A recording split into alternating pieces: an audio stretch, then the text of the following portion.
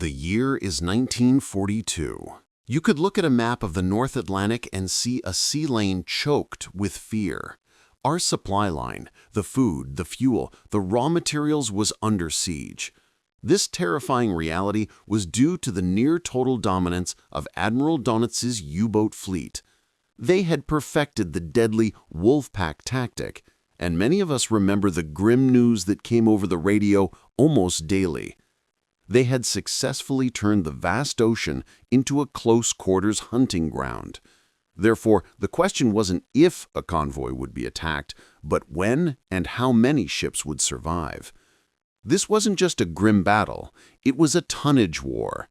Allied shipping losses peaked at an agonizing 124 ships per month in June 1942. This desperate figure alone tells you the story of Britain's survival hanging by a thread. The German admirals, steeped in the success of the 1942 happy time, had a profound and ultimately fatal flaw: complacency. They believed their tactics were superior and that Allied technology was primitive and easily countered. They scoffed at what they thought was clumsy, long-wave search radar that they could often detect before it found them. This hubris was their undoing.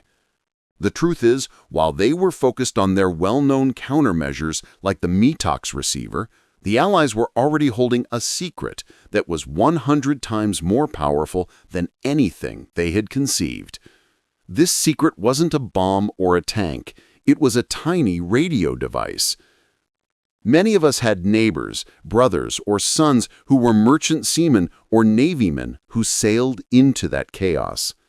The psychological toll of an invisible enemy where the darkness itself felt hostile was crushing. But the German U-boat crews also thought they were masters of that darkness.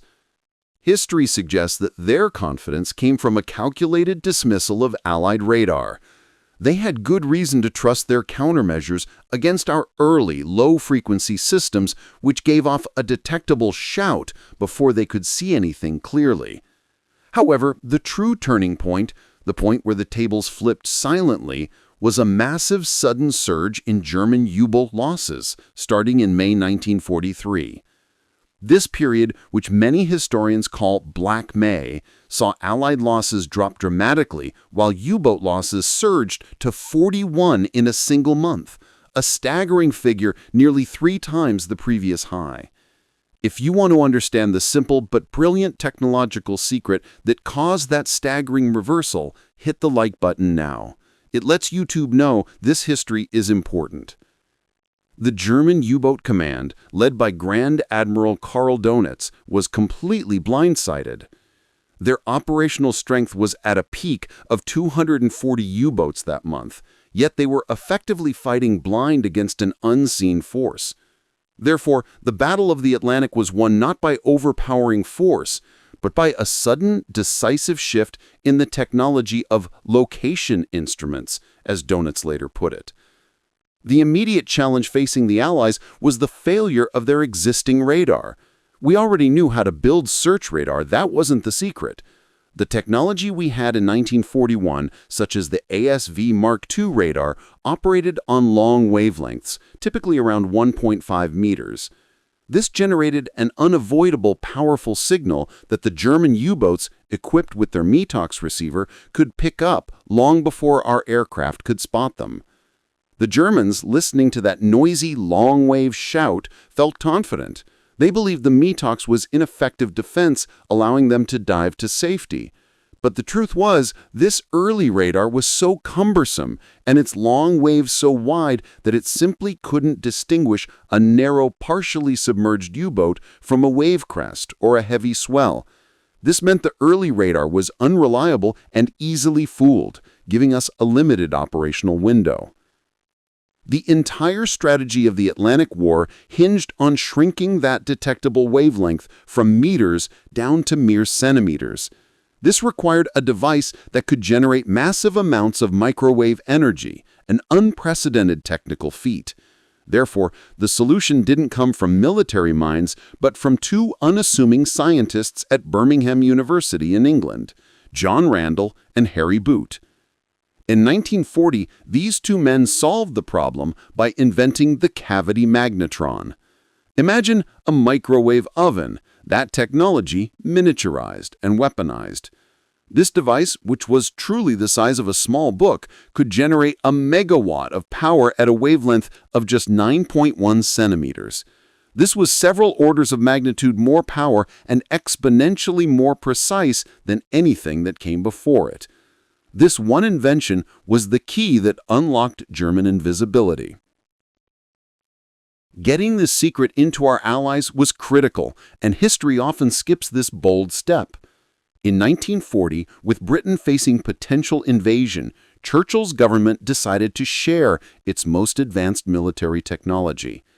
This was known as the Tizard mission, led by Sir Henry Tizard. This wasn't just a friendly exchange, it was a desperate gamble. The Tizard mission delivered the blueprints and the first working model of the magnetron to the U.S. in a black diplomatic pouch and transported in a bomber. Therefore, as Secretary of War Henry Stimson later reflected, it was perhaps the most valuable cargo ever brought to U.S. shores. The Americans, through partnerships like those with Bell Labs and MIT, quickly ramped up production, industrializing the magnetron on a scale Britain never could have matched. The move to centimeter radar was so profound because it solved the physical problem of spotting a U-boat. Older radar was like trying to spot a pin in a haystack using a wide floodlight. But the 9.1 centimeter wave was narrow, focused, and precise. This was a game changer. The narrow beam meant that convoys could finally be protected by aircraft carrying the new radar, now called ASV Mark III. Crucially, the short wavelength was simply too fine for the German METOX receiver to pick up, leaving the U-boats completely blind and unaware that they were being scanned. The German High Command missed this transition entirely. Their naval research focused on improving the long-wave receivers and radar they already understood, constantly looking backwards. However, their failure to invest in the basic science of microwave generation, the source of the Allied capability, meant they were fighting a previous war. We were suddenly able to perform nighttime searches and surprise attacks on U-boats charging their batteries on the surface. This ability to hunt the silent hunters at their most vulnerable was devastating. Therefore, the magnetron didn't just find U-boats, it eliminated their sanctuary. But if the magnetron was such a small, crucial piece of technology, you might ask yourself, how could the Germans not find out about it sooner? How could an enemy with such sophisticated science remain completely ignorant of a change that would eventually sink their entire fleet?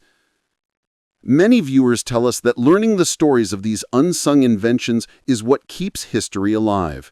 If you served or have family who served in the Navy during those grim years, hit the like button below. It helps this history reach more people who remember this time. With the cavity magnetron now fully operational and miniaturized into the ASV Mark III radar, the Allies knew they possessed the decisive weapon in the Atlantic. But this secret weapon carried with it a terrifying vulnerability: discovery. The worst-case scenario wasn't a U-boat torpedo, but the enemy laying hands on the technology itself, particularly the magnetron. Therefore, every airplane flying with this new centimeter radar system, codenamed H-2S, was essentially carrying the fate of the convoy system and perhaps the war in its fuselage.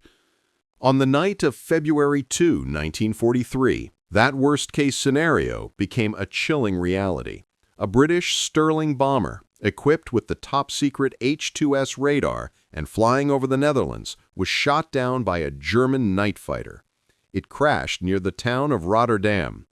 While the crew tragically perished, the German recovery teams found something far more valuable than the plane: the core component of the H-2S set. The captured equipment was quickly sent to the Luftwaffe's Central Research Laboratory in Berlin. They immediately realized it was a new radar, operating on a wavelength they hadn't seen before.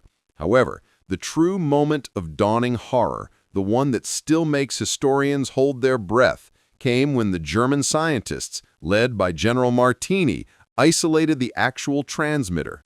They discovered the Magnetron. Imagine the atmosphere in that sterile lab. They realized that the little copper device, which they dubbed the Rotterdam Garret, was generating a signal at 9.1 centimeters. This was the horrifying truth. This single piece of hardware was proof that the Allies were operating on a completely different technological playing field, one that rendered all of Germany's existing radar countermeasures completely obsolete. For years, Dönitz's U-boat crews had relied on the METOX receiver to be their silent guardian, giving them advance warning of our aircraft. They trusted it implicitly. But the German High Command now knew this trust was a fatal error.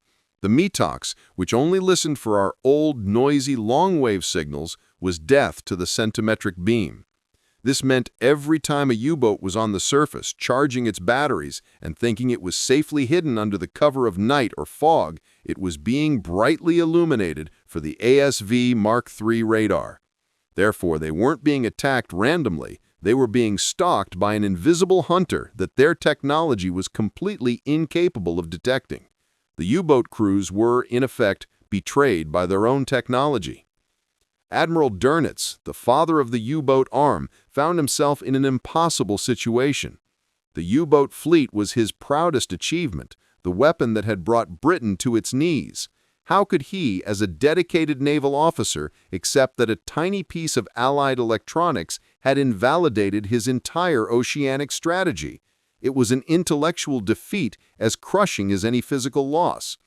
The Magnetron didn't just pose a tactical threat, it was an existential one. Dönitz had to confront the reality that his highly trained wolf packs, which operated best on the surface at night, had suddenly lost their fundamental advantage, invisibility. Therefore, every successful surface attack they made now came with an unacceptably high risk of catastrophic, unforeseen retaliation. The casualty rate among U-boat crews was approaching 75%, a staggering sacrifice for a losing technological battle. Their courage was undeniable, but it couldn't defeat physics. If you find this history compelling, please subscribe for more untold stories of military technology. We rely on subscribers to keep these important historical narratives in the public eye. The deployment of the new Centimetric radar began immediately after the Rotterdam crash, and the German Navy was racing against a threat they didn't fully understand. The losses quickly mounted. By Black May 1943, the combination of the new radar, increased Allied convoy escorts, and long-range aircraft pushed the U-boat losses to a crisis point. It was the most brutal month of the war for the U-boat arm. As the losses mounted, they struck ever closer to the German command. Dönitz's personal suffering mirrored the fate of his fleet with the tragic loss of his own son, Peter Dönitz, on the submarine U-954. But this personal toll only underscored the strategic reality. The U-boat war was fundamentally broken. Faced with the undeniable facts, a U-boat sinking rate of nearly 1 per day, Dönitz had no choice but to admit defeat.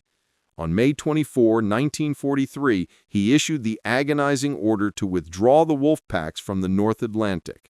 Therefore, the Battle of the Atlantic was decisively and silently won, all thanks to an invisible beam and a scientific secret. March 1943 marked the last gasp of the U-boat's period of dominance. In that month, the Germans achieved their single greatest victory, sinking over 120 Allied ships. This led to a feeling of euphoria and invincibility within the German High Command. They saw this massive toll as validation of their Wolfpack tactics and proof that they were winning the Battle of the Atlantic. Therefore, when Admiral Dönitz looked at the graphs, he saw success. He saw the culmination of years of training and effort. What he didn't see was the quiet change happening on the Allied side.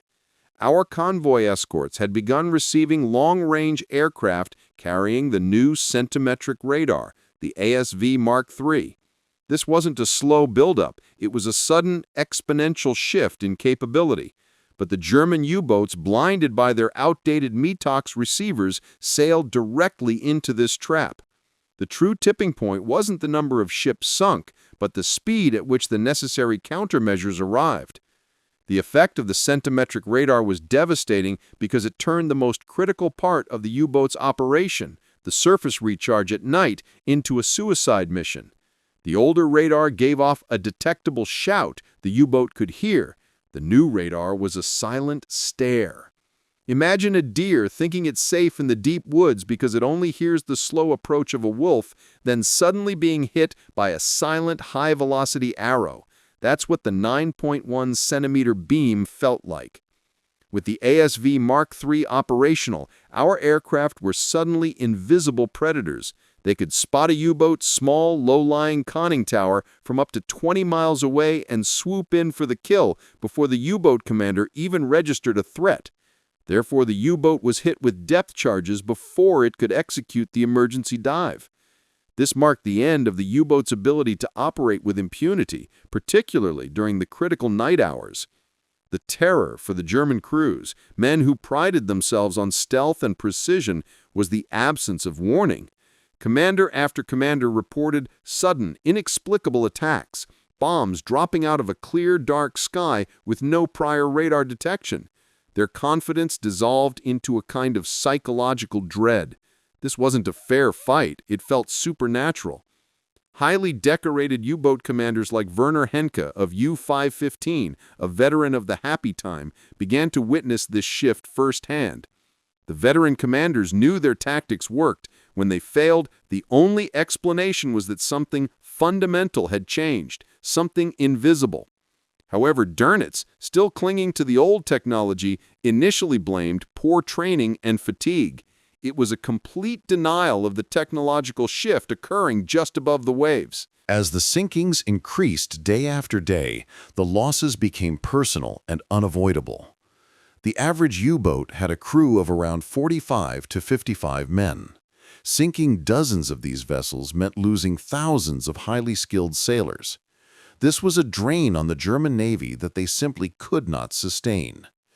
The U-boat crews faced a 75% casualty rate, making it one of the most dangerous assignments in any military force during World War II.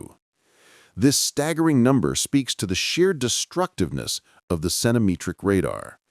If you find this history compelling, please subscribe for more untold stories of military technology. We rely on subscribers to keep these important historical narratives in the public eye. The reality of this human cost was brutally driven home to Admiral Dönitz in a way no strategic report could convey. His own son, Peter Dönitz, serving as second watch officer aboard U-954, was lost when the submarine was sunk in the North Atlantic in May 1943. Therefore, the strategic defeat had become a searing personal tragedy, confirming the fleet's vulnerability. The operational losses were catastrophic. By the third week of May, the U-boat arm had lost 41 U-boats, a figure that exceeded the number of new U-boats entering service. This meant the fleet was shrinking while its effectiveness plummeted. But the numbers didn't just indicate defeat, they indicated humiliation.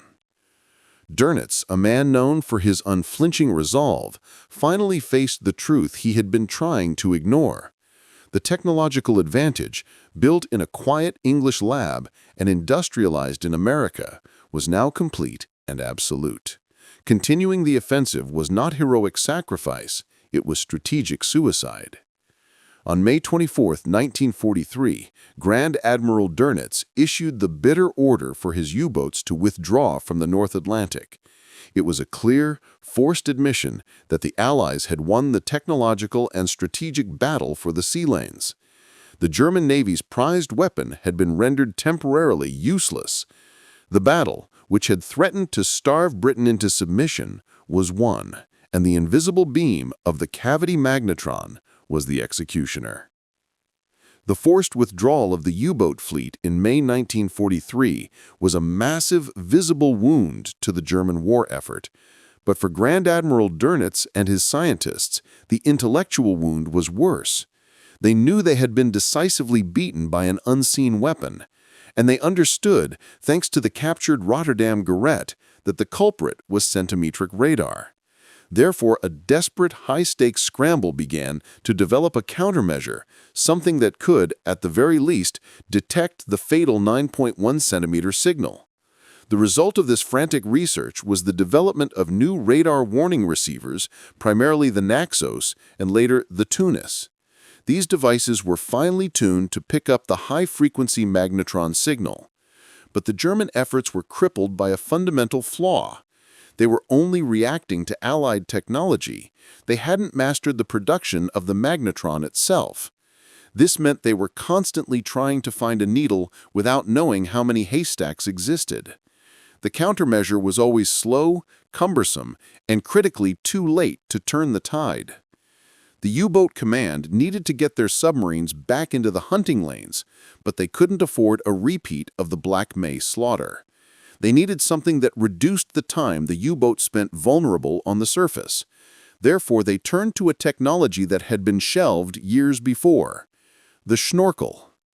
The schnorkel was essentially a large telescoping mast that allowed the U-boat to draw fresh air and exhaust diesel fumes while submerged just below the surface. This kept the battery charging hidden from the naked eye and, more importantly, severely reduced the submarine's radar cross-section. But this was a fundamental compromise. A schnorkel-equipped U-boat was forced to creep along at slow speeds and was effectively blind and deaf while in use, surrendering the very aggression and mobility that defined the Wolfpack strategy. They were mere submersibles again. The German leadership understood that the schnorkel was only a stopgap. The true answer had to be a revolutionary submarine, one that was a true underwater vessel, not a submersible that was happiest on the surface. This became the genesis of the Type 21 electro-boat. The Type 21 was the apex of German naval engineering.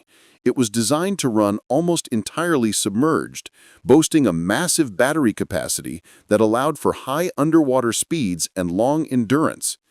Had this boat arrived in force in 1943, it could have potentially resurrected the Battle of the Atlantic. Therefore, the Type 21 represented a strategic shift, a war-winning weapon built to overcome the magnetron's dominance. The tragedy of the Type 21, however, was that its brilliant design was hamstrung by the disastrous course of the war. Construction was complex, supply lines were bombed, and the whole program was launched in an atmosphere of desperate reaction, not proactive design. But the most critical failure was simply a lack of time. By the end of the war, only a handful of Type 21 boats were operational, and only 2 ever made it to the Atlantic patrols, neither sinking a single Allied ship.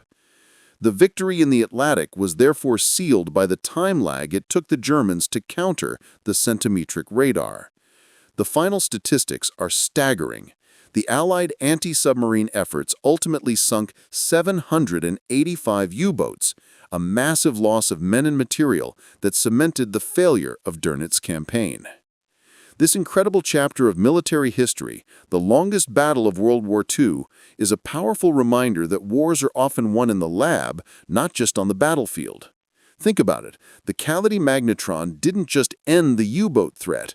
It was the direct ancestor of the technology that powers everything from air traffic control to, believe it or not, the microwave oven that warms your leftovers tonight. The profound lesson for us all, looking back, is that the greatest military victories are often won not with the loudest guns, but with the quietest scientists and a breakthrough in a small laboratory. If you want to dive deeper into this kind of history, say yes in the comment section. We'll continue exploring more. Thank you for joining us on this journey and spending your precious time with us. We'll see you on the